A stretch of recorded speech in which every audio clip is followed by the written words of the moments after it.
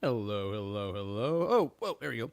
How we doing tonight? Welcome. Let me adjust. Hello. How we doing tonight? Welcome to My Manic Mondays, the show where movies and mental health meet. I'm CJ Robles. I am your host. Sorry, my glasses got all foggy. I'll be hanging out with you tonight. We'll be chilling, hanging out with some acting buddies. We're talking about some movie we're going to be in. Talk about other movies. Talk about conventions. Talk about what I've been up to. Talking about what yeah, here we go. Hello, there we go. That's better. Sorry, my they got super foggy. I guess I got like excited, and my X Men abilities heated up my glasses. It got super foggy. What is the old no fog, no fun routine? Just kidding. All right, so we got a guest tonight. I got some people in the green room. Don't want to keep them waiting too long, but I do want everybody to come in. Come on in. Come into class. Hey, what's up? Mr. Nanners is back. Welcome, welcome.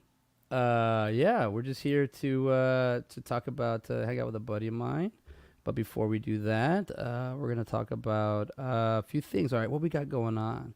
All right, I guess I'll just I'll talk about something I'd been talking about for a minute.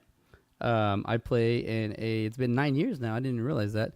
I've been playing in an intramural basketball league, and it sounds funny, and it doesn't actually sound funny. I hear it all the time, but people really do get a little kick out of it. But it's called the AGBL.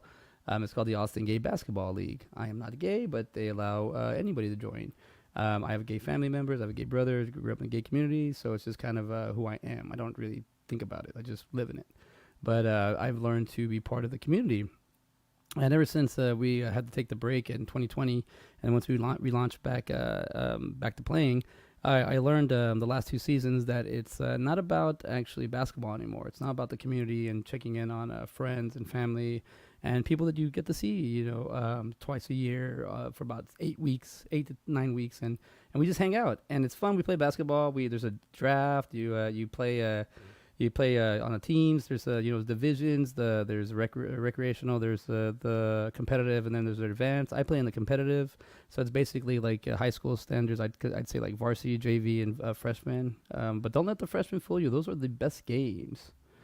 Oh yeah. You know what's up, Omar. I took Omar to Cave in the Creek. Took him to a queer queer show.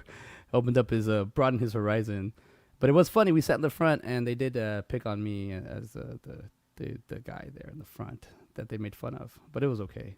I was with Omar. He was my date. We looked like a good couple there. But anyways, check it out. Hey Omar, check it out. Look what I remember. Those my friends we were hanging out with. They gave me a little recognition. So I got here all select team. There we go. CJ Robles. There we go. Look at that. Made all select, but most importantly, and this is not really more. We won the championship. We were the Shipwreck Shooters. My team, the Shipwreck Studios, is sponsored. Been sponsoring for 9 years. Been sponsored for 18 seasons. We won another championship. But my team was great. I drafted well. My brother's on the team. Bobby did a great job. He got Defensive Player of the Year. But I got a little something here. Got a little most valuable player. So it's got a little something there in here, but it's okay. My team actually does everything. I just kind of coached myself to that thing. But it's cool that I got recognized for that. But I'll show you just a little bit of what the most valuable player can do. So this is the championship game. This is the halftime. We're about to. It was tough because we played like basically the Greg Popovich of the competitive division and Jody Joyner. So if you're not cut up, not up with your NBA, San Antonio Spurs head coach Greg Popovich, the winningest coach of all time. This guy, this gentleman coaches like him. So his team is really hard. So don't make fun of the score too much when it's 12-12. But we got 4 seconds left. I called timeout. We have right before we jump into halftime. So here we'll check it out. We'll let you see a little bit of my highlight.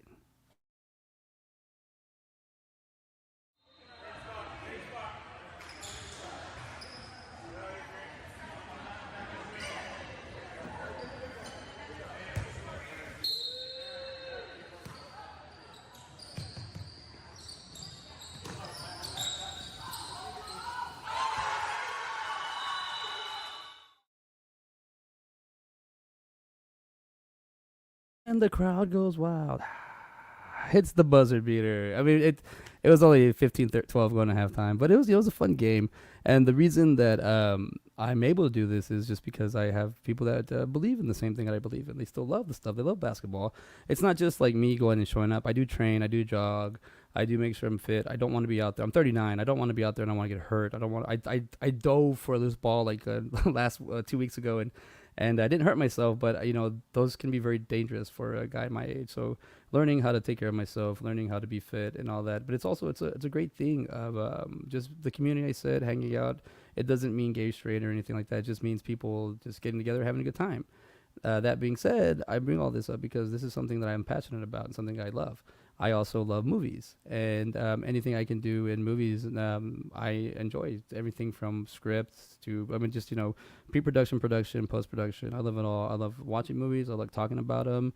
Acting. I like learning. I like trying to figure out how to become a different character, or how to create a character, how to be a different voice, how to be in the improvisational setting, and how to be like in an actual proper script reading setting. I try to figure it out. So I have a passion for it. And I love that I have people that I can rely on and bring into this world that like to 3-pointer, but can you dunk? No, I cannot dunk. But I'll when I work on the jumps, when the hops, I'll let you know. I can grab the rim, but I'm not very tall.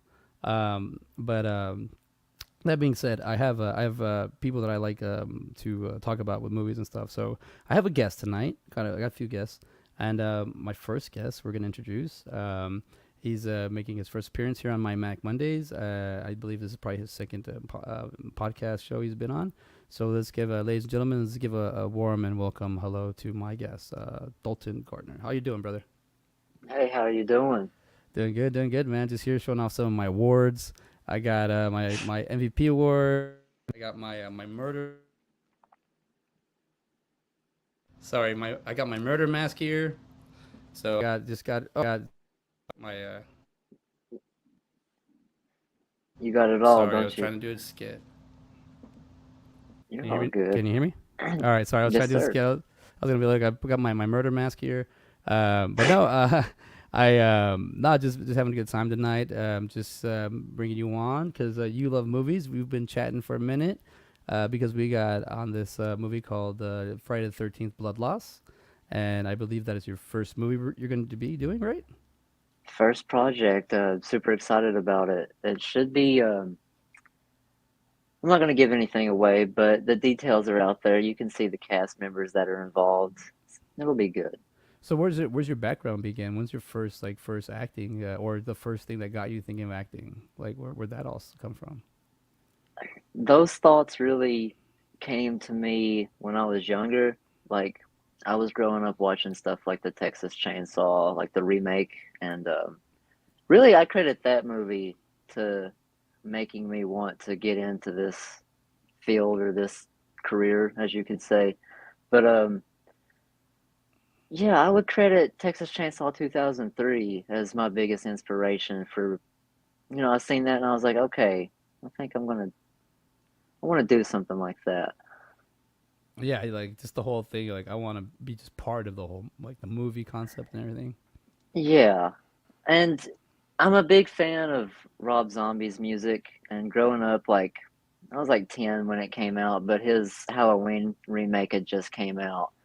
And I was finding stuff like, I believe it's called the Making of Halloween or something like that. But just watching the whole behind the scenes process of making movies and making the props and the gags and all that, I just found that incredibly interesting.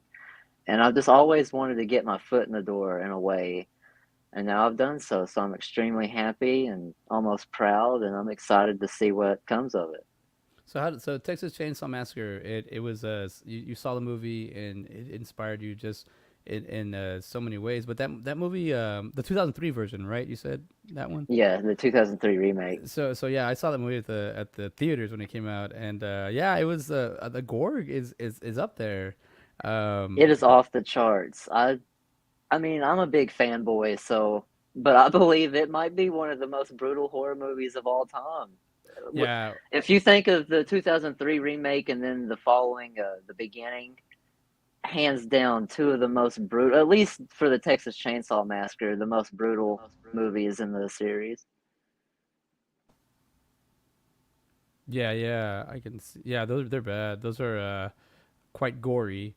I do enjoy a good bloodbath here and there. What's up, bro? God bless you. What's up, Chris? What's going on? Welcome, How you welcome. doing? Yeah, no, dude, Texas Chainsaw Massacre, the 2003 one. I saw that one. The death that sticks out is the what's his name, John Tucker. He puts them over the on the chandelier and then cuts them in half. Like it's just like, oh yeah, I forgot you could do that. You're pretty you're pretty big there, Leatherface. Oh, sorry, my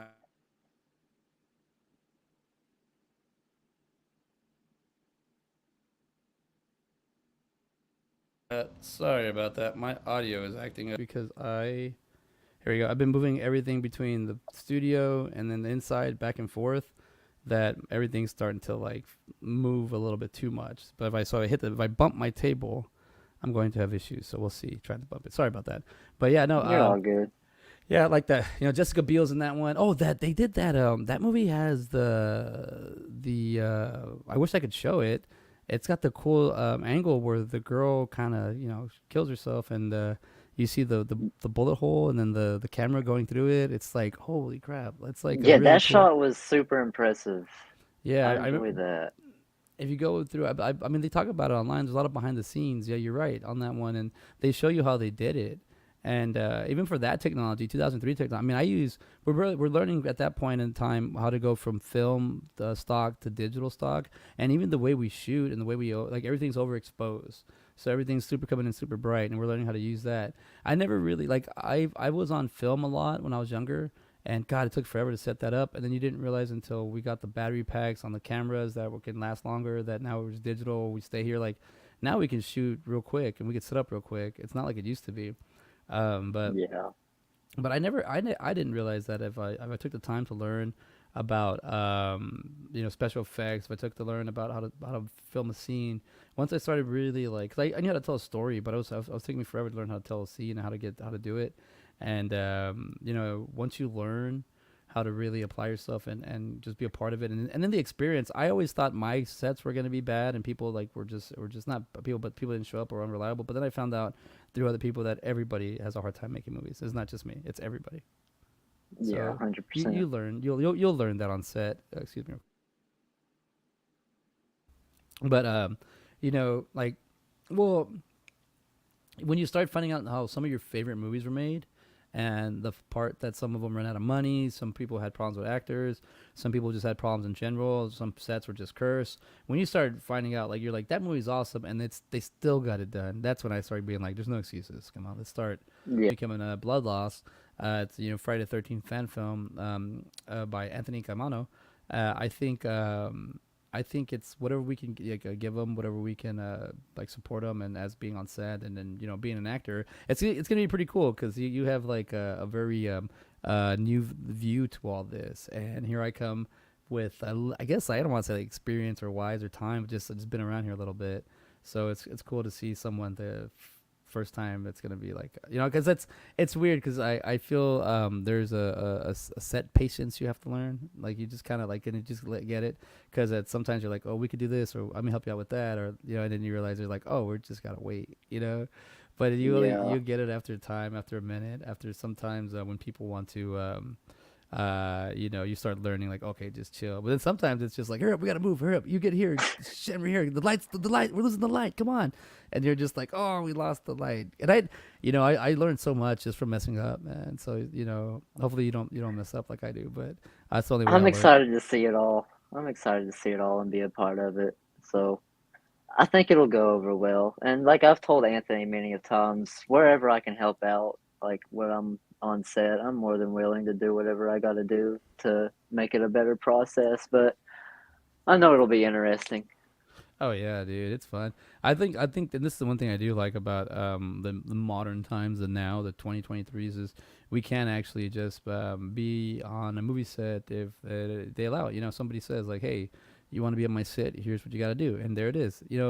Prior you had to like hunt it down. You had to be liked. You had to go through these mixers. You had to run through hoops. Now it's like, dude, I'm here for the. If you can be a professional for the day and or the days you're on set and just what do you call it? Do your part. It'll be worth it, and it'll be beneficial for both sides.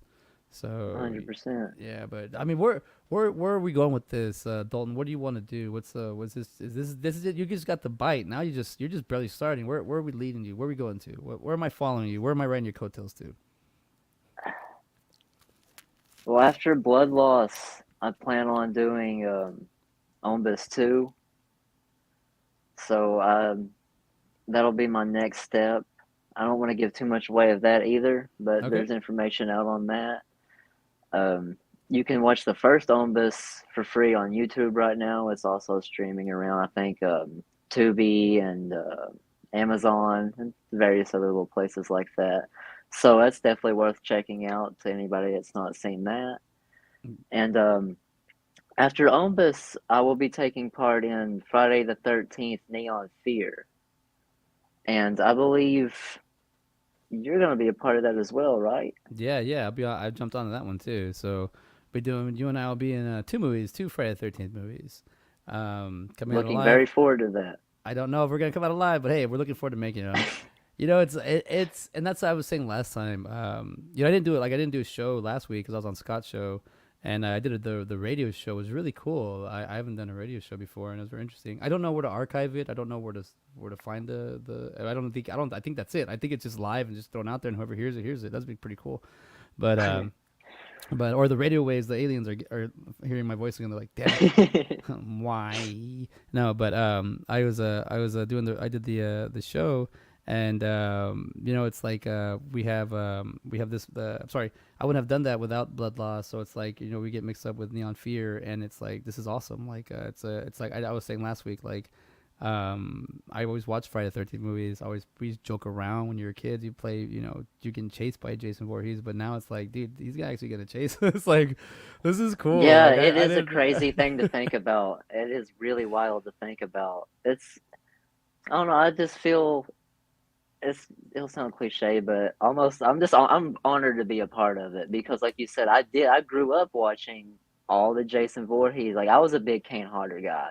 So loved all his work, was always watching Friday the 13th movies, and now that my name's even attached to one in general, that's Yeah. awesome. Like you can't get no better than that. That's awesome.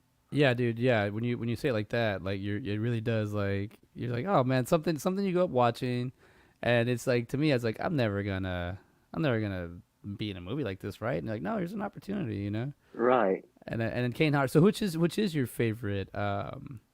Which is your favorite? I guess Friday the 13th. Part 7. Seven. That's not a popular opinion. Like I get ragged on a lot for that, but yeah, I love Part 7.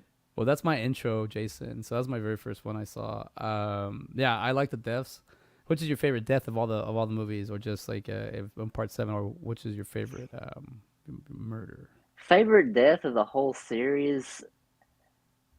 Probably the opening death of the remake. Which You one? know what I'm talking The about? 2009 one? The Yes, sir. oh the okay. If There's I the girl. There's remember the girl that gets correctly, eaten in the. I mean, she gets burned up in the. She gets burned up in the bag. The other guy gets caught on the trap, the bear trap, and he gets impaled in the head with the axe. The other guy gets pulled into the ground. Which death? the bear trap axe. Oh man, yeah. The bear trap Oh axe. yeah, and then that's the dude from Ben from Superstore. So it's like, he's such a nice guy, and then he gets it. The from the first one, the Kevin Bacon kill too. I Oh, I think I think that's super awesome. But I love Tom Savini and all of his work, so he made that kill a masterpiece. when have you ever met Tom Savini, Talked to him yesterday at Horror Hound actually. dude? Super cool guy. Super cool guy. I didn't get to spend too much time with him because his line was obviously super packed. But I just asked him. I asked him about that and some Texas Chainsaw 2 stuff, and yeah, he was a great guy to talk to. I wish I could have got some pictures with him and some masks signed, but there'll always be a next time. Yeah, I've met him twice. I've been around him 4 times. He is a perfectionist, man. He's the standard. I understand why he is the In way my he is. opinion, he's the best that's ever done it. Yeah, so I when I meet him, it's like I'm bringing up these little ideas, and he's like, yeah, you could do it with that, and I'm like, just damn it, like he's right, like it's so simple, like Yeah. I'm showing him these little trick things, and he's just like, yeah, that's cute. And I was just got I gotta like I'm so my mind is like, so those are the first two times I've been around them. The next two times, I mean, those are the first two times I met him, photos and everything. Even the selfie we took, he wasn't good enough for me. He's like, I don't like the way you look in this one here. Nah, you look better. Oh, I don't look good in this one. Now we have to do this. So I have like 4 or 5 selfies on my phone with him where we're trying to Um, figure it out, which is a pretty cool story now that I look back in it. But having him do that, but it just shows me like what kind of professionalism it takes to be at Tom Savini, how to be the number one, how to be the best, because he's good at all this stuff. Dawn of the Dead's like just all the stuff he's been part of. Where is he part of Werewolf? He's not the American London in Paris, is he? Or American Werewolf in London? That's not him, is he? I would have to fact check that because I'm not Yeah, 100% no, sure off top. I'm hearing in the green room getting a no. So, yeah, but I forget. Yeah, I know he's done a few transformation movies, but yeah. So you were just at a convention. You were at Horror Hound. Where was that one at? Indianapolis. All right, all right. And did you have a good time? How was that? It was good. They had the Mask Fest attached to it, which that's where Tom Savini was doing his stuff at. They had Trick or Treat Studios over there, and I don't know if you're familiar with them, but they have fantastic work. So I stopped by and checked them out. Robert Englund was in the house. That was cool.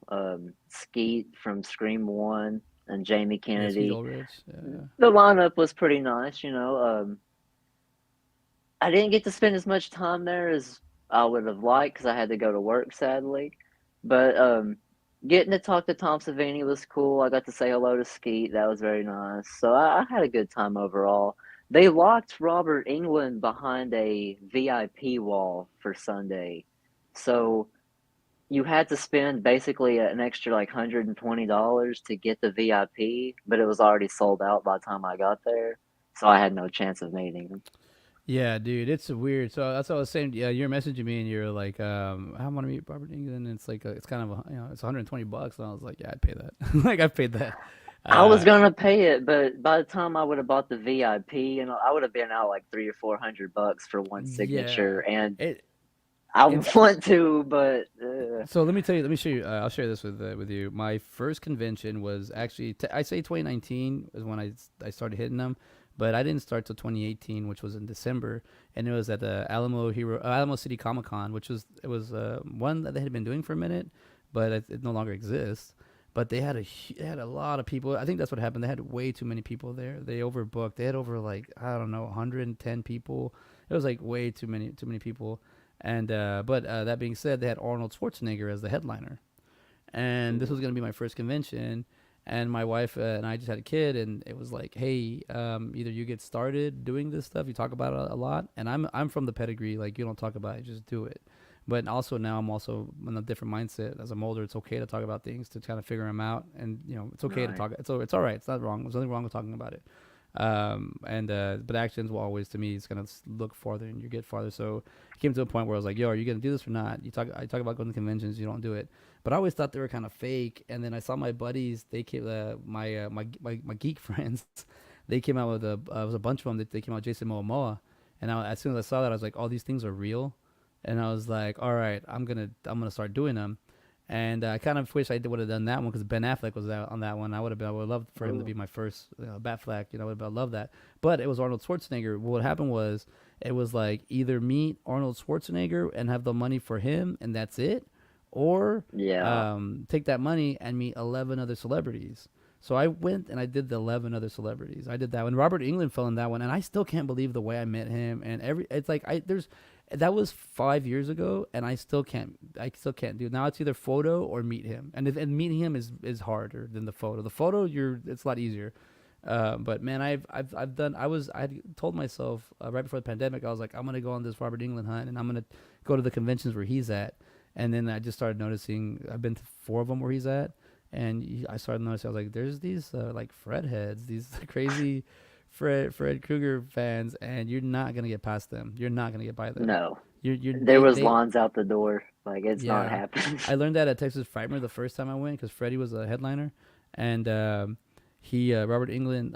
We people were lined up 9 p.m. the night before, so it was like you had to literally give up your Friday night to get him Saturday, and there was no guarantee because at that point it was already Yeah, like 12 hours. I was like, oh my gosh. that's Uh, insane. okay, That's thank you, insane. Rob. Button did American Werewolf. I think cool. But yeah, dude, Robert England's lines they're ridiculous, man. Like it's like to like kind of get to meet him. But if you do, he's great. That's the issue they have is I always hear is that he talks too much to his fans. So I'm like, if you get the chance to meet him, take every second you can because I know when I get my turn, I'm not giving it up. Also, the time I met him, like it was real simple. It was like there were so many people in line, and I had to take a photo with I believe it was Jeff Goldblum and who else was it? Kevin Conroy, R.I.P. Batman. And I had to take photos with them, so I had waited in line for like 2 hours, and I moved like maybe two people, and somebody told me, hey, somebody that worked there was like, hey, people if you give your spots up, we need some people need like they need to come in, and you guys are pretty close to the front. We'll take care of you tomorrow. We'll give you VIP passes. And Okay. nobody moved, and I just said whatever. I'm gonna get timed out anyways. I'll come. I'm coming back tomorrow. I'll take the VIP. So they go, all right, cool. I was wearing a Flash shirt, and they go, all right, cool. Come on. Here's the pass or whatever. I went and did my photos. I even went and got the signatures. And like 2 hours back, I came back. I go, hey, can I get my my VIP pass? And the guy just looks at me and goes, get in that line right there. And I go, what? He goes, get in that line right there and move forward. And it was the VIP line. And I was like, okay. So I got in the VIP line, and I guess Robert England thought I was VIP. So then he like brought it on. He brought in him. So I was there for like 12 minutes, 15, just talking to him and listening to him. He was telling stories. He just loves to talk. And then I got his signature, and he loved the photo we took. And I was just like, oh, this is cool. Ever since then, I've had one photo, and that's it. Two Texas Frightmares ago, I waited 4 hours in the line, and then he got locked out of his room, so or something like that. So he canceled the meet and greet for that portion of the date, and I like I was there for 4 hours waiting. I was like, damn. I was Yeah, number that two. I sucks. was number two in line, and we had to give it up. I was like, damn it, but it happens. Yeah, that's rough. It happens. But I have I love meeting Kane. I have some videos here. I'm actually going to a convention this weekend. I'm going to Colorado Springs Comic Con to go hang Okay. out to go meet Mr. Bruce Campbell himself. So I met him That'll be online. awesome. Yeah, I met him online because I started doing all this because they stopped. I said I went through. I think I did like 9 conventions in 2019, and I was like, yeah, I just went to so many of them, and then what do you call it? 2020 happened, and we all shut down, and I couldn't figure it out. I was like, oh, I gotta do something. So I started gardening, and then I started I started podcasting, and I started focusing on my filmmaking and acting and whatnot. And then it started leading me to doing all this stuff. As soon as the first online convention came on, it was Wizard World, which doesn't exist anymore. They had Bruce Campbell, and I met what do you call it? That's more like it's Rick Baker. Sorry, yeah, I was like Rick. Yeah, it is Rick Baker. Um, I did I met Bruce Campbell online, and man, let me tell you, it was one of the coolest things to help me get started on this, And before I bring on, I have Sarah waiting. I don't want to keep her waiting much longer. But before I keep her waiting, there's a whole reason why I'm going to be going to Colorado Springs. It's because I want to meet. I met him online, but I have a signature, but I want to meet him in real life. So I'll share here with you this little interview I got with Bruce Campbell. Because That's awesome. it's not on my YouTube yet. I got it going. I got it almost edited, but you'll be the first people to see it. So check it out. Hello, CJ. Oh, whoa! This is like Sam. How are you, buddy? doing well. How you doing? Good. Where are you? I am in Austin, Texas. Austin is the best town in Texas. I've been here for 20 years, so yeah, you're right. Dude, Texas is many things. I kind of like San Antonio. I love Austin. Dallas is big and sprawling, and Houston is always completely torn apart because they have to spend more money widening the freeways from 8 lanes to 15 lanes. Yeah. I think like when I'm from the border. I grew up in Del Rio. Yeah. So San Antonio is 2 hours away. So that was our big city. And then as soon as I got I graduated high school, I started going to like Dallas, Houston, Austin, the big cities, and I realized there's something about Austin. There's something in the water here that just keeps me here. Now, Austin it's a great place. As far as films go, the Alamo Draft House, God bless them. I hope they survive all of this. They've been so good to us and our movies over the past. Tim League, the guy who ran that over there. It's a great city for entertainment and music and the arts. And it's very un-Texan. Yeah. And that's the thing. I always say, like, if you go in Austin, if you go 30 minutes in any direction, you're in Texas. Oh yeah. If you're so I was always like, man, I love Texas, but when Texans look at me and they're like, "Hey, you need to go back to California," I'm like, "Yeah, where are those Californians?" Oh, me? No, I'm from me. here. Yeah. Oh wait, but I live here. Yeah. I'm a Tejano. That's like I'm rich. I'm from here. Yeah. Fuck off, bitch. I'm original. Exactly. I know. It's always the old argument. Hey, so what do you do? I am a filmmaker and an animator and an actor. Right and last 2019 Texas Frightmare, and I think you're the coolest guy. I saw you in line, and I was taking a picture with Tanner Ramy, and I couldn't take a picture with you because your line was insane. Sure. But just watching you interact with people, I was like, wow. But yeah, in Austin, I'm an actor and I do filmmaking and an animator, so I just kind of try to stay busy. Sorry to cut in. I will say this: we're getting chased out of here by Dana. She always does that to us. But I want you to know, there's no secret to this. There's no Bible. There's no rule book. The secret is don't be lazy. The secret is to be industrious, to find some friends, find some partners, to partner up and do stuff. You're already doing it, obviously. So have fun. You know, I kind of look at it. I'm from Detroit. I call it job rotation. In the factories, they used to rotate the jobs. You would do wheels on one day, fenders on another day, windshields on another day. I like the same thing. You act, you write, you direct. It keeps you interested. So stay busy, man. Be good. Thank you. Appreciate it. Thank you. There you go. That's awesome, dude. First one to really, yeah, that's dude. That getting that kind of motivation, getting that kind of inspiration, and I'm sharing it with you so you can. You can see, like he said, there are no rules. Just get it going. Right. And the fact that we can be like, dude, thank you, Mr. Nanners. Yeah, dude, like great advice, right? Honestly, we talked before they recorded. I might have been number one on that. So I remember my interview being super long, but it might have been a little Mandela effect because I thought it was like 10-minute conversation, but it was only like 3. But like I did end up reading his book. This book's amazing. So if you want to learn more. I've never even seen that. Yeah, so this is If Chins Could Kill. This is more. It's like it's called like an autobiography, but dude, this is a filmmaking book. He literally talks about filmmaking in this book and how he got past certain things, and it's Bruce Campbell. I'd read it and then I did the audio version of it, and it works. It works so well. So here's also I got to meet Sam Raimi.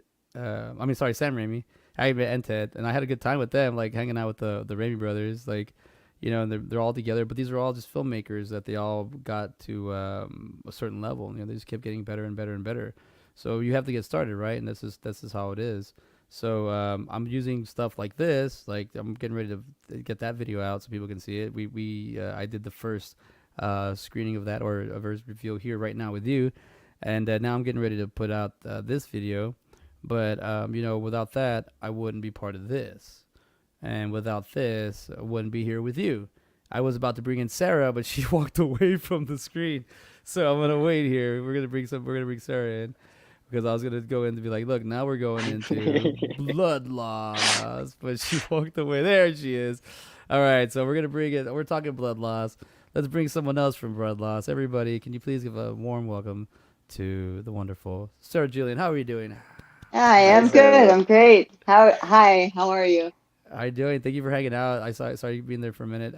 But yeah, we're just welcome, Dalton. You're learning more about Dalton. You're getting to know a little bit more about me, and now we're gonna know a little bit more about you because you're gonna be part of Blood Loss. You're one of the cast members. So welcome. Right.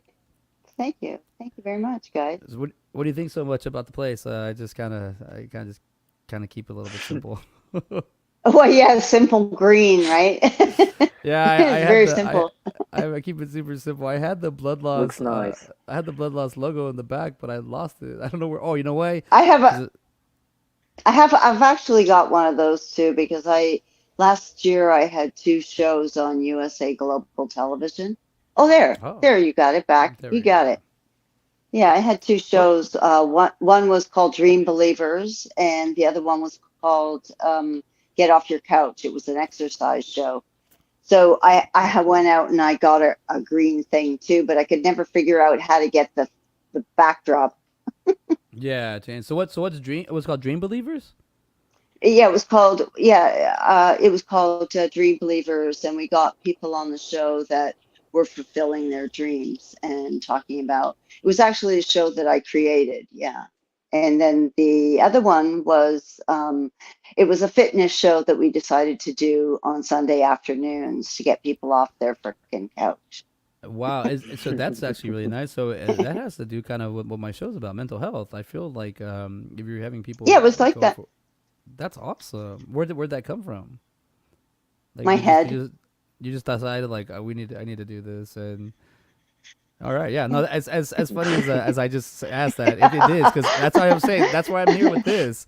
I didn't even realize I was it's ever gonna funny. be like Yeah, this. I know. It's funny because every time I get interviewed, I come up with things that I've done. Like, I don't always remember when somebody says, "What did you do?" I can't always remember. So if it's fresh in my mind, then I'm like, "Oh yeah, and I did that, that, and that."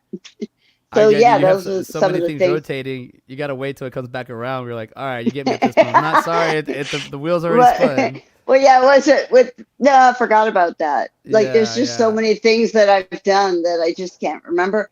And so, I mean, if you focus in on, all I had to see was that green screen, and it went bing. Oh yeah, I have one of those. I did one of these. Yeah, no, and that's as I was sharing with Dalton that like you just get started and somehow you will end up having a backyard podcast Yeah. studio, and then you also if you can't, it doesn't work, then you just come into your kitchen and you turn on the green screen. I never thought about it's like from where I've been and where I've gone and where I'm at now, it's a more clean and efficient, but I was always like I had to go through the rubbish. I had to go through the ugly part of it to understand what the clean, the simplicity of it all is. But I like it though. But I also like learning. So if I have to run my face into the brick wall a few times, I'll do that. I'll learn that. I think And that that's what it's all about. Yeah, it's all about, anything that you're doing creative is part of it's like all a learning type of thing. Yeah, You have to have that kind of mentality. yeah. Because Dalton, you're also in a band, right? I am currently just starting a new one, and I've been in several projects. Yeah, See, solo deals and bands. so see, musician doing acting. It's just talent all over. We're gonna be on a good set. And also, look at this. Somebody, Raylan Smith, Dalton is super talented. So Right there, on, this, Roland. there you are. Very The cool. statements are out there. The people are speaking, and they're saying, "So, I'm gonna be lucky to be on set with so talented people." You'll be walking around. I'll be walking around with my green screen in the background, like, hey, just stand in this Carrie. lighting. It's perfect. Yeah, but don't What- forget to pack it, right? Wherever Oh, we end yeah. up being. I know it's I can't wait to hear. So we were kind of chit chatting a little bit, and it's like I can't wait to hear where we're gonna be at. But man, it's so surreal that they had the giveaway last night, and it's so cool that they do that. I've never actually seen any other IndieGoGos. I that are won doing- something. I won a gift card. I heard. Nice. That was the rumor that I got. I think it was maybe $5. Was a $5 gift card. I don't know what that could be. A coffee or something. I don't know. Kind of weird, but on the first kind of raffle, Free weird. gift card. it was funny because Yeah, it's great. the first raffle I logged into, I literally logged in. And I was like, all right, cool. I was just seeing on Facebook, and it said, all right, CJ Rubbles, and that's how Anthony says my name. I go, I was like Rubbles. I was like, what? And I look, yeah, we drew your name. You won something. And I was like, I just logged in. I literally just logged in. And then he mailed me this. I was like, oh, cool. So now I have. Yeah, I got this. I got the Oh, Friday look at the 13th. The Friday the 13th mug was what I won the first time they did it. Yeah, isn't that Oh, look cool? at that. You're not That's just Check it awesome. out. It's got, but you don't get the lipstick on it. That's mine. the al dente. Sorry.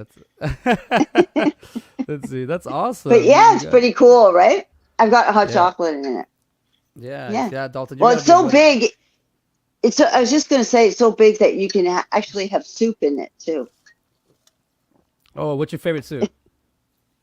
My favorite soup Yeah, is my both of you. own homemade soup. My own homemade soup, which I throw everything in there. No, it's We're like gonna do some real camping with you, everything. Sarah. Sarah, we're gonna do some real camping. You're gonna be like, just grab the pot, get it hot, and then y'all just bring the stuff. But hey, Throw it all in there. It doesn't matter if you know how to cook that. I'll eat that. You know, I grew up like Yeah. that. So, you know. Oh, are we going to be camp? We're not going. Oh, that's right. We're going to be at a campsite. I We're gonna be forgot the campsite, story. I'm That's trying. true.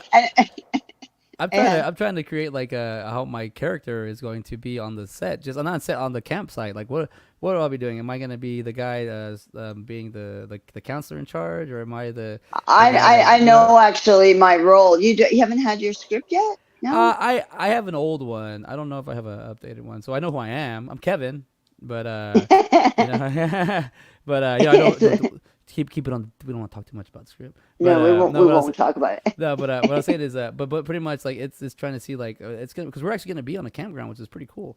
So Yeah. you know, I think like we'll see what we can come up with. But Dalton, what is your favorite soup? Tomato. Tomato basil. Oh, that's so boring. Come on, Oh, tomato You soup. can hate That's what he me. wants. Come You can on, hate me. tomato soup. You can hate me. It's okay. That's so funny. Funny. That's hilarious. We could Of make all fun the Sarah's soups. soup.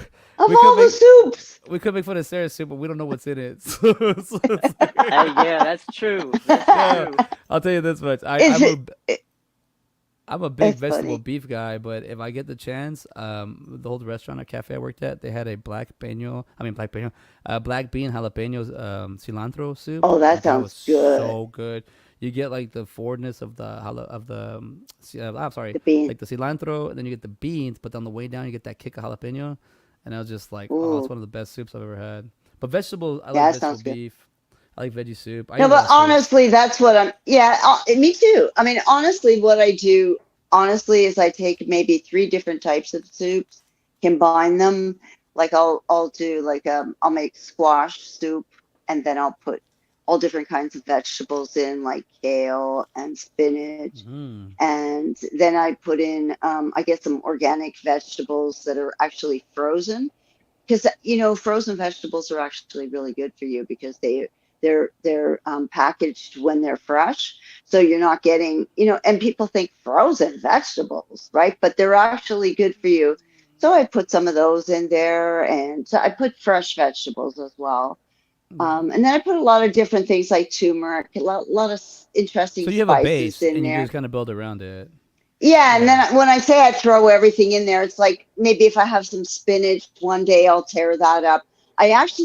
You might think this is a bit weird, but I like to put seaweed in it. Okay, where are you getting seaweed from? You can get sheets of seaweed, Oh, which the is thin, crispy one. yeah, Okay, yeah, that's and fine. I just tear it up and throw it in because it's very salty. It adds flavor, but it's also really, really, really, really good for you. Doesn't it have like a kale texture to it at that point when it's like that. It's No? mushy. It just becomes like if you're eating like something, just like I don't know, like Yeah. a piece of spinach, really. I There he guess. goes. Yeah, you're right. You're right. Yeah. Yes. Well, you got the soups down. We got a fan in the house. What's Blue? Is Daniel Rocha, also known as Big Blue. He's from What's the Drunk up? Turkey Show. They got a lot of viewers in a few short of months. They've been on my show before. I've been on their show a few times. They do conspiracy theories. They do definitely talk about things that they'll do. Not just conspiracy theories on like flying saucers, Bigfoots, but they also do like murders and whatnot. It's a pretty cool show. Recommend everybody Wow. checking out the Drunk Turkey Yeah, Show. I'll check that out. But do y'all have any conspiracy theories? Do you believe in aliens? Do you believe in Bigfoot, Loch Ness monster? Didn't they just You prove ta- aliens or something like that? Oh well, I think there's just aliens among us. That's all. There's always Yeah, probably been. I believe that one. I'll give that one a go. Yeah, as long Yeah, as I they mean, they're not like they're all of a sudden going to come from space and abduct us and take the planet, but maybe No. they will. But who they might? Who knows? If what it who knows? Like you never know, right? You what don't it what know. Who what if knows? We what if don't they're know. so We advanced don't that they're know. bored, that they start over here with nothing and they work their way back up and they become like icon or celebrities like from You know what the you know what I believe. You know what I believe it is. It's allowing everybody to use their imagination to figure out what they think might be gonna, what's gonna happen, because it's opening up the minds of everybody, going, oh, maybe it's this, maybe it's that. For the first time in Right. a long time, people are using their minds to be creative. Maybe they were sitting at a desk at an office, they didn't do anything creative, but all of a sudden now they're thinking about aliens. So they're yeah. thinking, wow, they could come like flying through the room, and so they're all starting to get creative. Maybe it's God's way of making us creative. Who knows, You right? know, I'll take that answer right there. I will. That's the closest like rational like answer I've gotten for this. Like, and that's a really good way to see it. Like, yeah, we're just here sitting down. Your brain's We're starting just, to work. It's like, yeah, it's like we're, we're all going.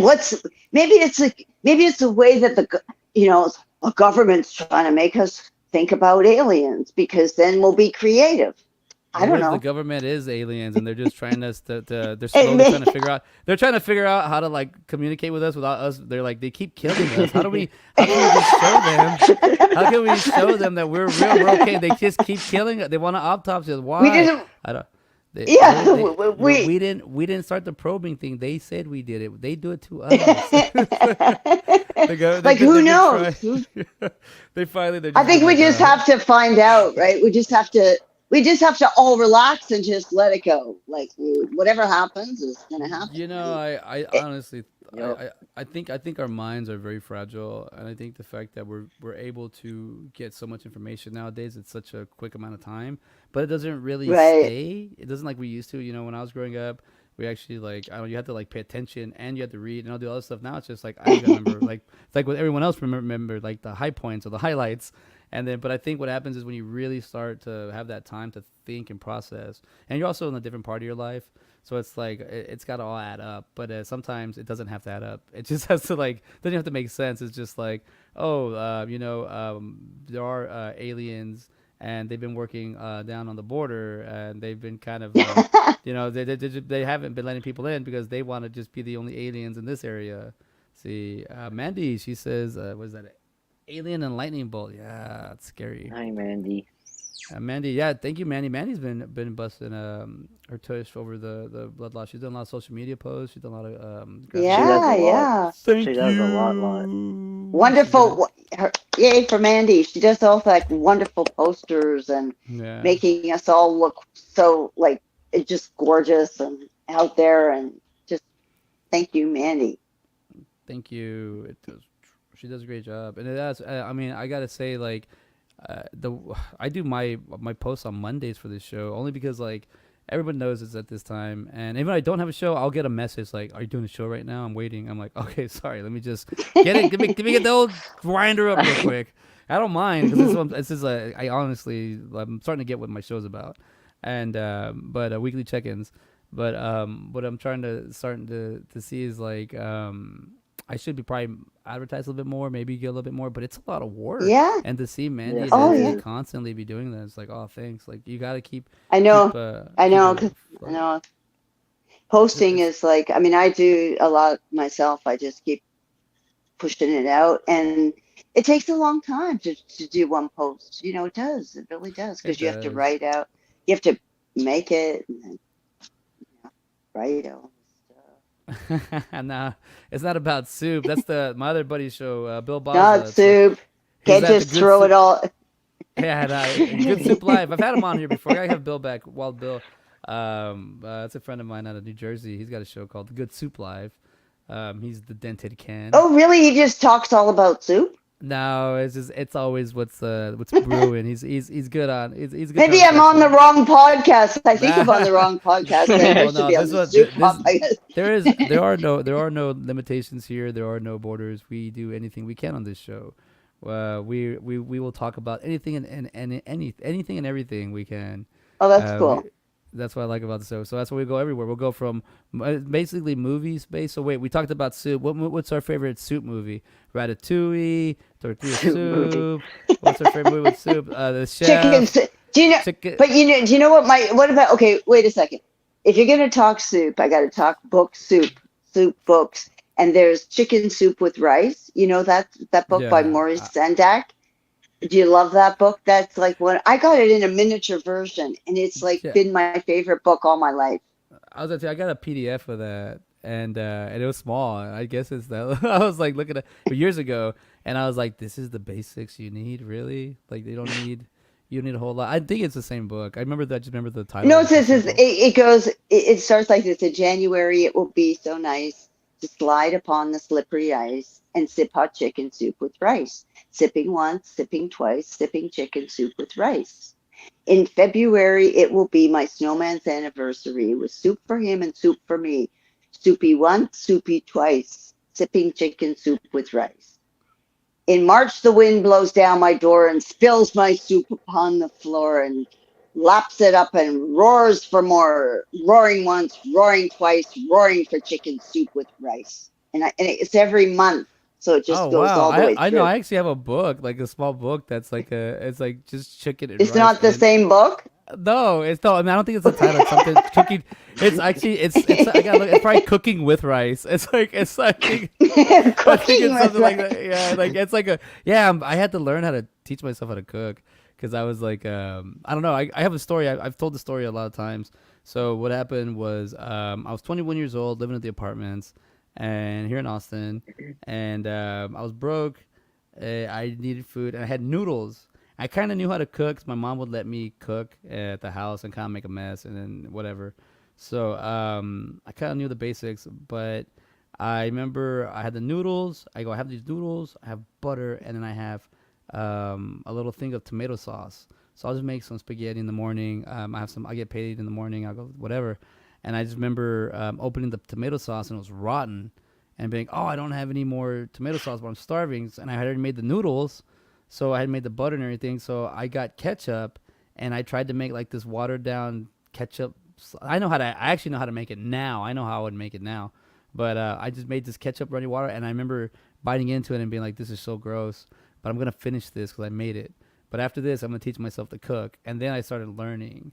And I remember one of the books I was like, how to cook with rice, how to cook with noodles, how to cook with proteins, like just your basics, chicken, pork, and beef.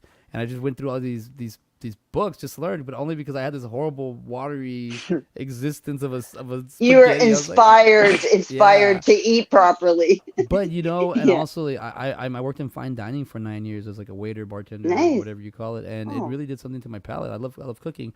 I was next to a like I would call her a world star chef for so many years that she didn't teach me by like, hey, you do this. I just had questions and she'd answer them. So my chef always like I'm always like thankful of my chef Reina because she like taught me so much just by mm. being around her, not really by like educational purposes, like as in being like, how do you do this? How do you? I just was like, every time I my salmon gets stuck to the pan, she's like, your cooking gets not hot enough. Put it hotter, put the grease here, and you're good. I was like, oh, okay, oil goes here, all right. Just Just little those things that, little things that make a huge difference but also the from fact Yeah. that burnt. that's all. Yeah. Yeah, someone takes the fact to teach you, and that makes me like appreciate them, and that's where I'm always like, oh, thank you, because it also helped me now, because now I can teach my brother how to cook or teach. I cook all the time. I probably have photos here, but Of your yeah, meals? Of on my your meal? field, yeah, Yeah, I do that too. I do that yeah. too. Take photos. Oh, that was Look, a good one. Mandy said aliens making soup. Whoa, and then she also Oh, That's what said they're yeah. doing. Friday the 13th blood soup. That's a good one. Oh wow, what is she just drew Jason there stirring a soup with a bunch of heads and limbs. Randall says fire, fire, fire, fire, fire. But but yeah, that's what my shows here just about everybody just to get to know more or less about. Wait, what am I sharing here? Oh, sorry. Just more about just us just hanging out and sharing our experience of life and the movies, and because I love the movie Chef. Have y'all seen that one before? John Favreau. I have not. Chef? Yeah, it's Chef. It's about a guy who's a chef. Chef? Yeah, chef. Yeah, he's just a chef. He works at a restaurant. Doesn't No, work in a, no, he's a gardener, isn't he? Ah, no, he's a He's chef, not a chef. He's a and he no. and He's a he works at he works as a chef for someone else. Then he quits this high end restaurant to go do his own food truck, and it's really boring, but it's beautifully made. So it's shot like if you have I have a passion for food. I love food. Like I have a garden. I grow my tomatoes. I grow cucumbers. Oh, that's Well, great. That's really yeah, cool. and I would say I'm looking at it right now, very disgusted because it's been 118 degrees here in Texas, so everything got fried Oh, up. wow. Yeah, That's yeah, crazy. yeah. So I'm learning how to I like it's know. What do a you few years. do? Like, that's what's so sad about all the, the vegetables and everything I don't know dying out there. really. I haven't put much time into it as I should have. I had everything going. I did get a good 2.5 harvest out of it, rounds out of it. But after that, I usually get like 6 or 7, and I wasn't able to. But I was thinking like either putting a tarp or actually a friend told me to help them if they were gonna pay me to build a shed for them. Well, not a shed, a kind of just like a deck thing. I'm kind of a handyman.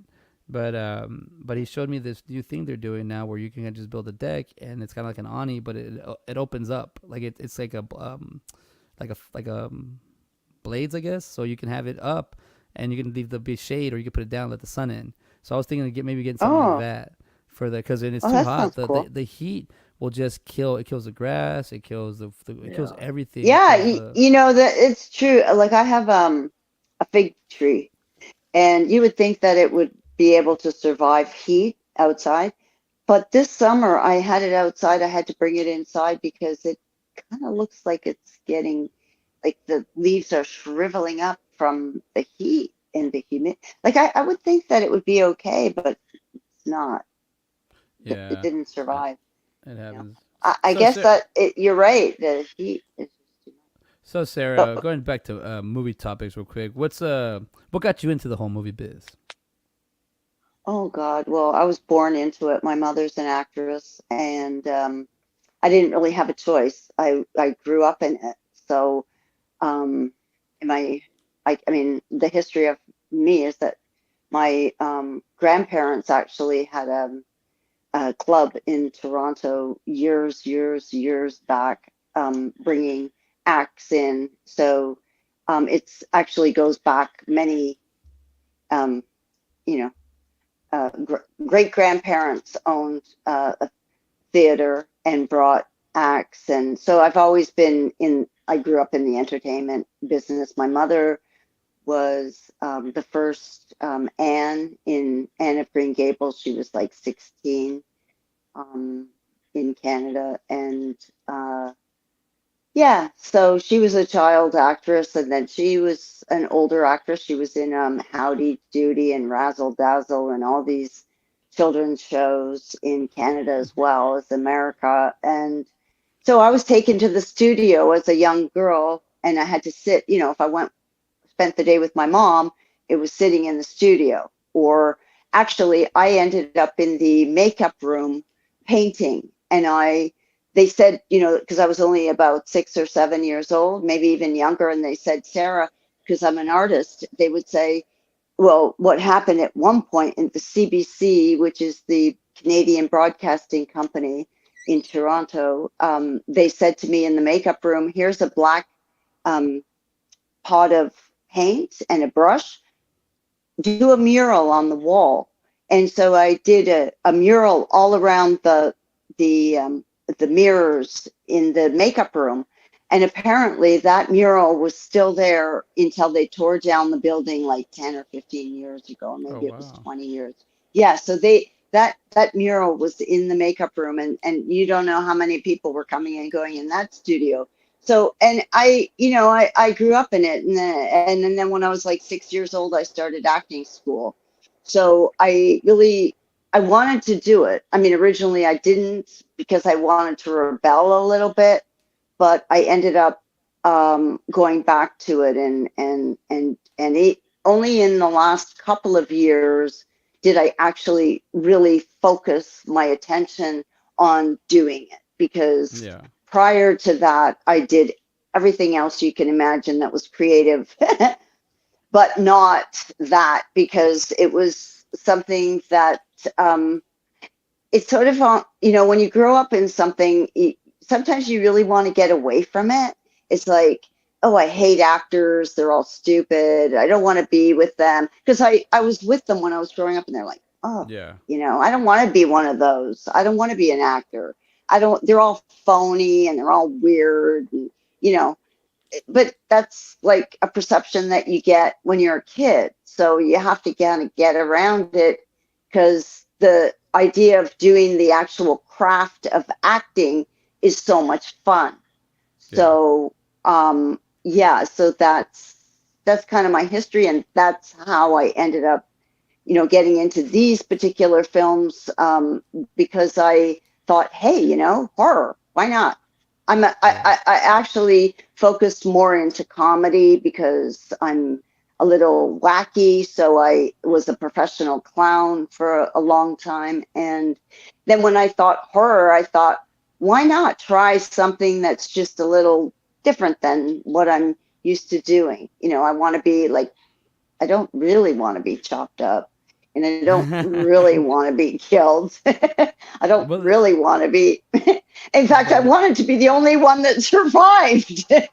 Well, we'll see. We'll see. I know AJ was already picking us one by one, so we'll see how we go. I know. I think we're all gonna die, but so that's what it's been for, like, with me.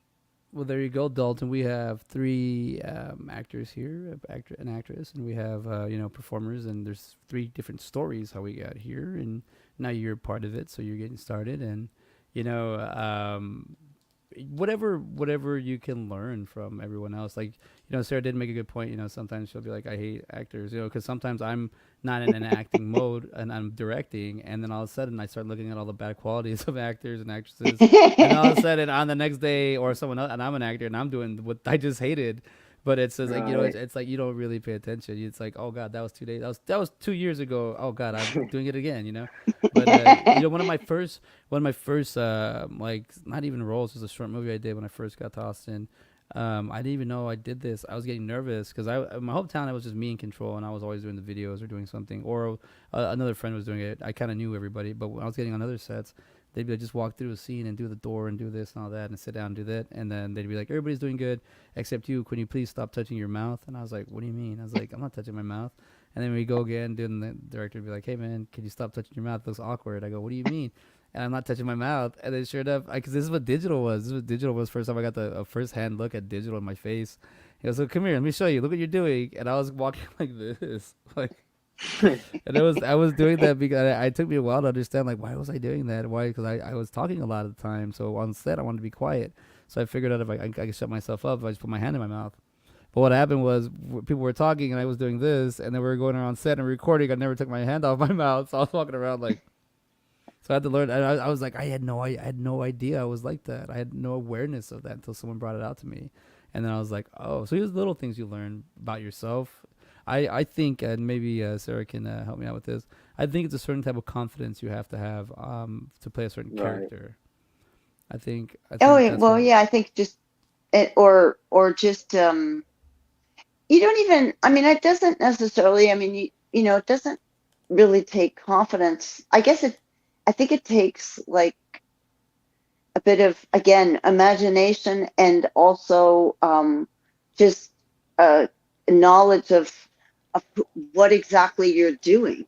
Like the fact that personality, you're becoming that personality of that particular character. So you have to really evaluate what they are, what they are represent, like what they're doing.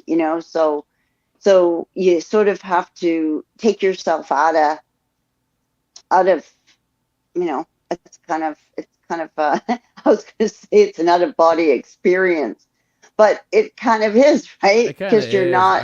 It is, right? It's an out of body experience because it's not you. It's transforming.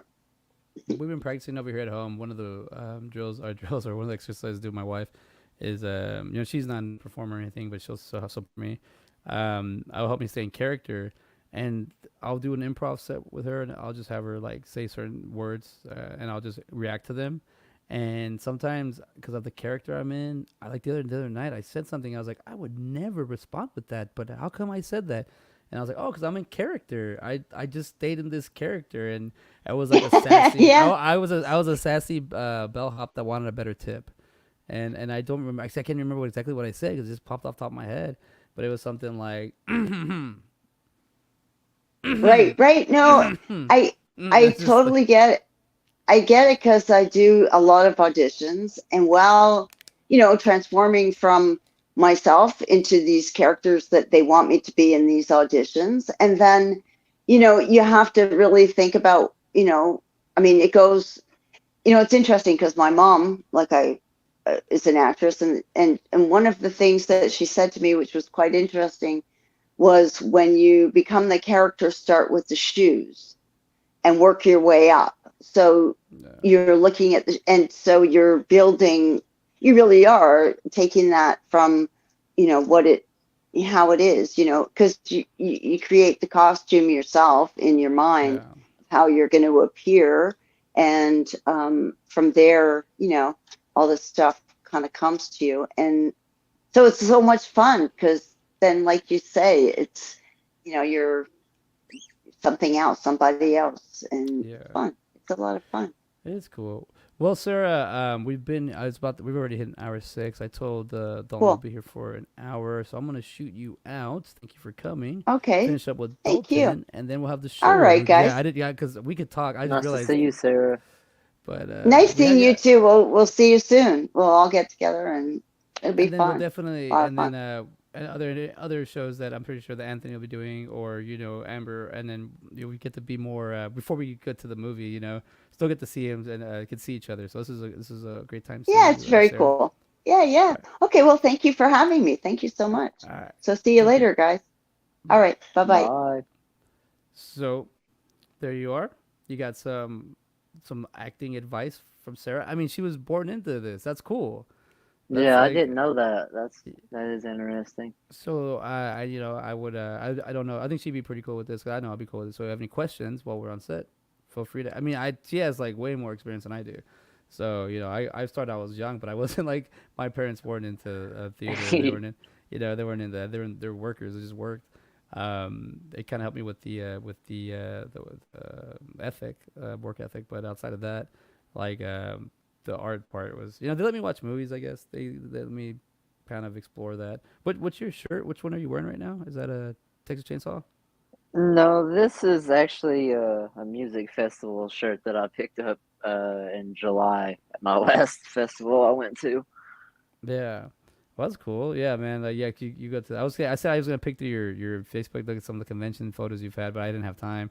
But like I even like when I got started doing the podcasting and doing the shows, I started watching End of the Night, David Lee Madison show, and it's Okay. produced by Joe Ridley, and then Scott Schiaffo from Clerks, the Truly's Gum guy. He's one of the co-hosts. And I would go in there, just listen to them because their filmmaker is David's a filmmaker, Scott's an actor, and then Joe does the broadcasting. So I kind of had three people to kind of just talk to them for about a year and a half, and they kind of like gave me my foundation and kind of put me on my way.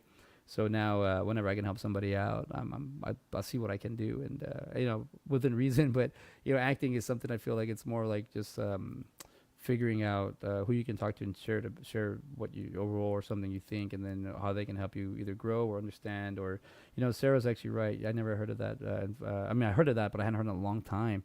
To start with your shoes and work your way up, because usually when they do a reveal, the face is the last thing you see. So it's like in the camera, like you're right. So I mean, even small things like that, like the shoes, how length, fingernail lengths, like that stuff comes, I think, after. I feel like when I said confidence, I mean, it's got to be like, hey, somebody asks you, do you want to play, I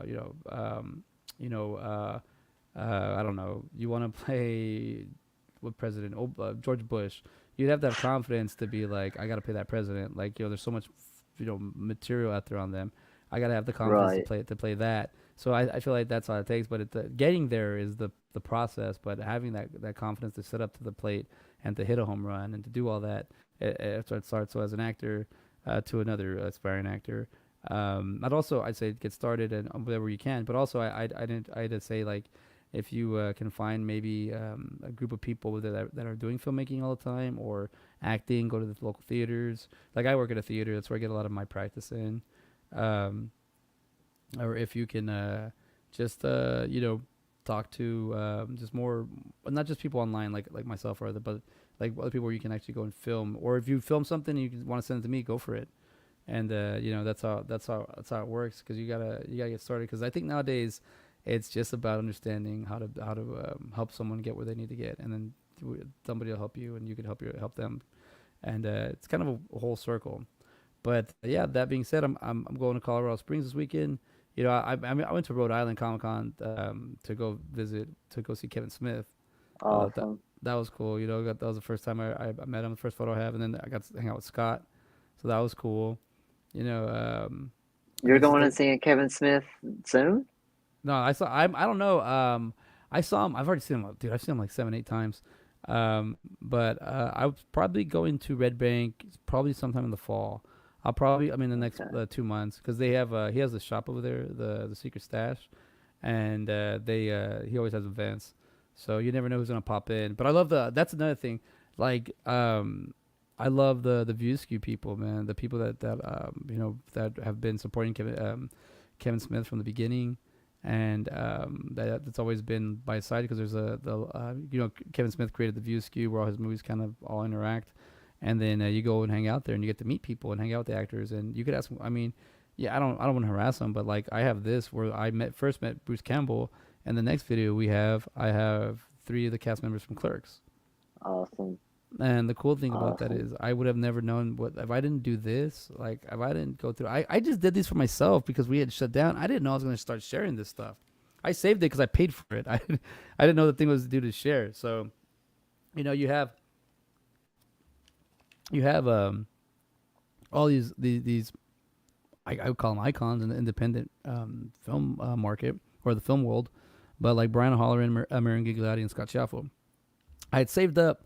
So I budget these things. I had saved up to do, because Brian kind of inspired me to do podcasting and all this. To kind of he kind of showed me like this, like it sucks because it's stuff I had never heard. I mean, it's stuff I already heard, but the fact that he kind of just said, just do it, and I was like, I already knew this, but I had to hear it. I guess I don't know, whatever.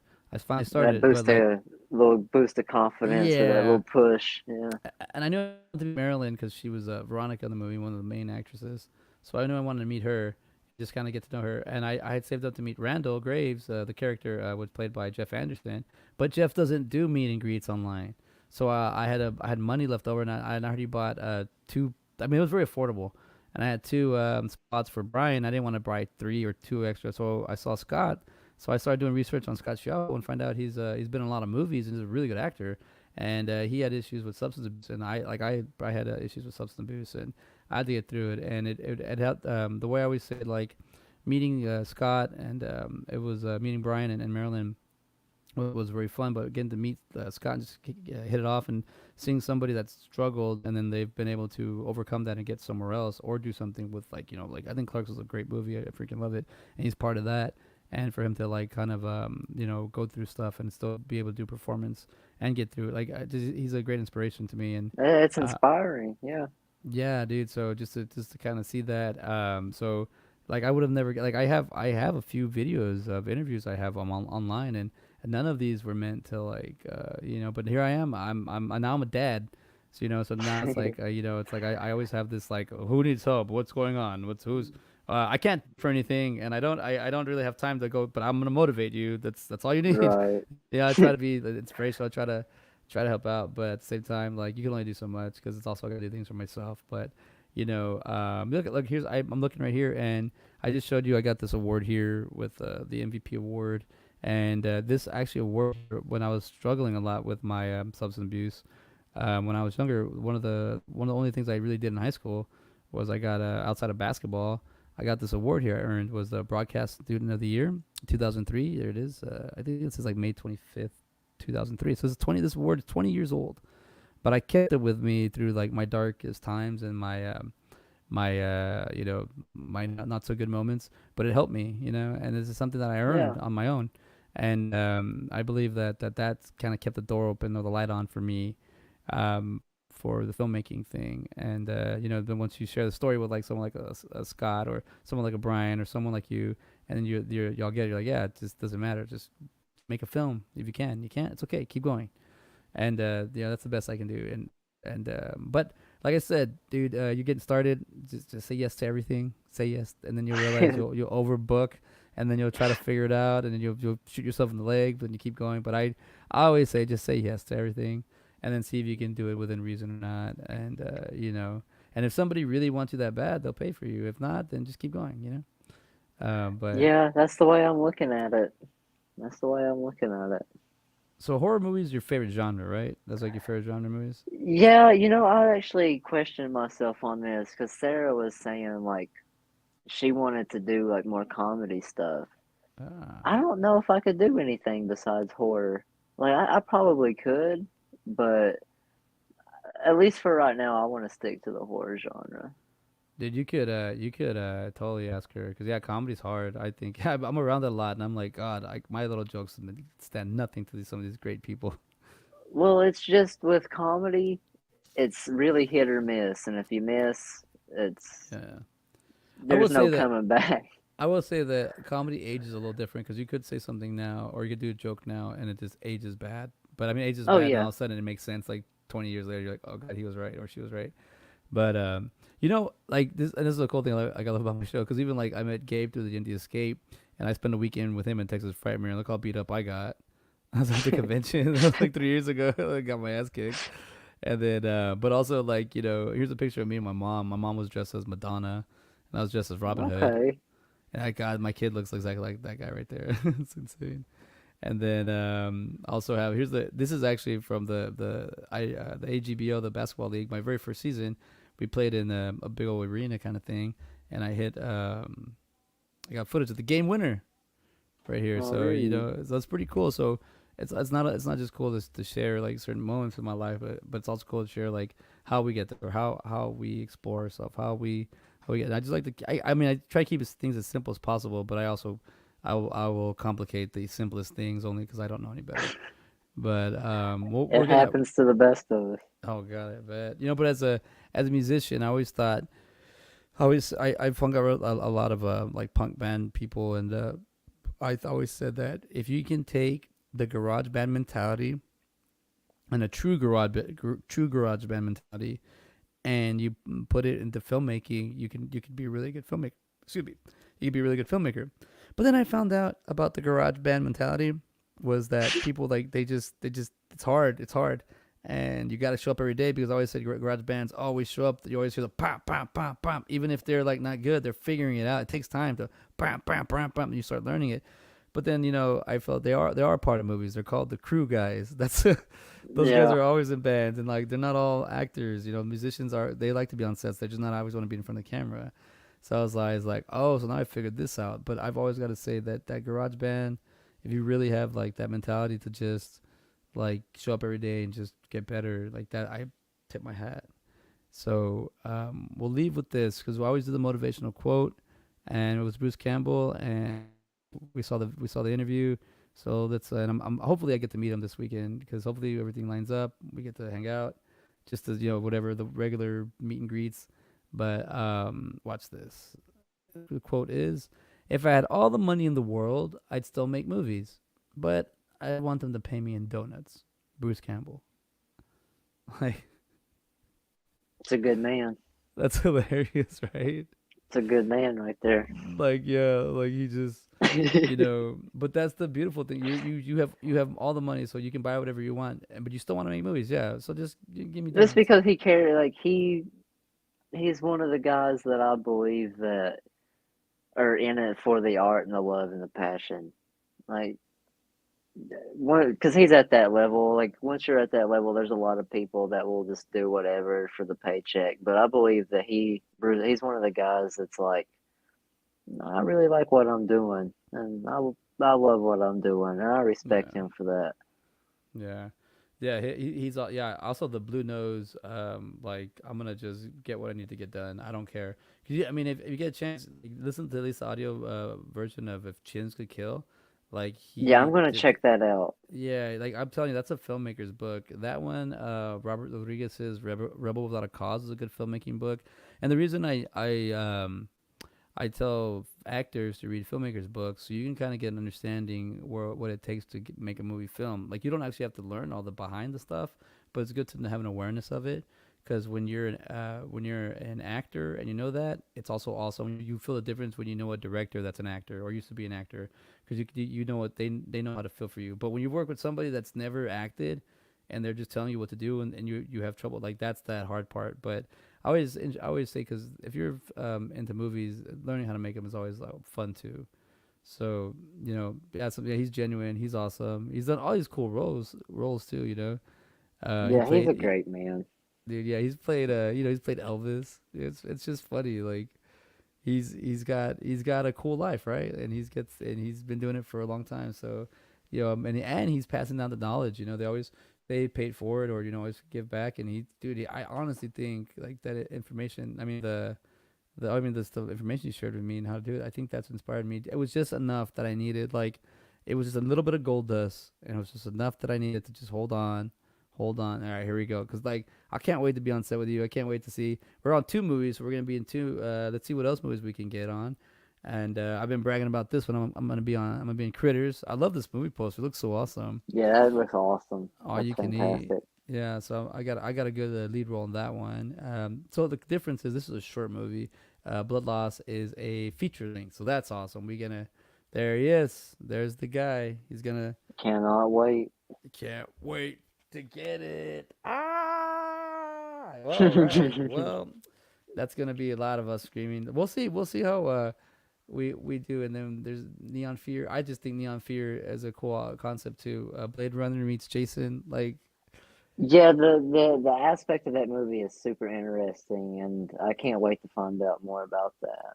yeah, and once we figure out that's gonna be cool too. But I'm gonna try to get on some other movies with you. We'll see where we take this, because I see you have the idea. You get where you hit the goal, and just start making the movies. Start being it. Start being relevant. Start being around it. You'll gain knowledge. You'll gain experience, and then from there you'll be able to do your own stuff. And then then you call me I'm up trying and to you'll be work like, as "Hey," much as possible. yeah, and you call me up. Hey, I got a role for you. I'm like, hell yeah, I'll do it. But thank you for coming on my show tonight, brother. It's I been. appreciate you for having me here. I Thank you told so you. much. Yeah, I told you it was gonna be an hour. We're already hitting like 90 minutes. Thank you, Sarah Jillian, for coming on and sharing, dropping some knowledge with us and her favorite soups. And yeah, we'll be chatting soon, and we'll be on set even not too long from now. Thank you everybody for hanging out. See you later. Thank you guys. Peace.